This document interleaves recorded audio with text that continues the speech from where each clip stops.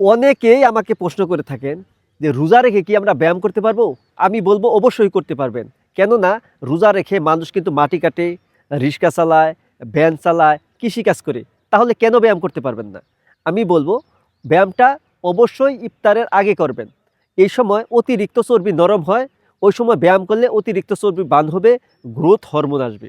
মা বোনেরা ওই সময় রান্না নিয়ে ব্যস্ত থাকেন, তাদেরকে বলবো কিছু সময় বের করে আপনি ব্যায়াম করবেন, তাহলে আপনার শরীর অনেক ভালো থাকবে। যারা ব্যবসায়ী আছেন, ব্যস্ত মানুষ, তারাও কিছু সময় হলেও ব্যায়াম করবেন, তাহলে আপনার শরীরের ভিতরে এনার্জি আসবে।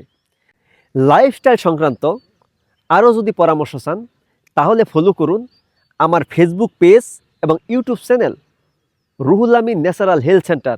সেখানে ডায়াবেটিস, হাই প্রেশার, শ্বাসকষ্ট, অতিরিক্ত ওজন, মহিলাদের পিসিওডি সকল সমস্যার সমাধান দেওয়া আছে। আপনারা যে যেখানে আছেন সবাই ভালো থাকুন, সুস্থ থাকুন।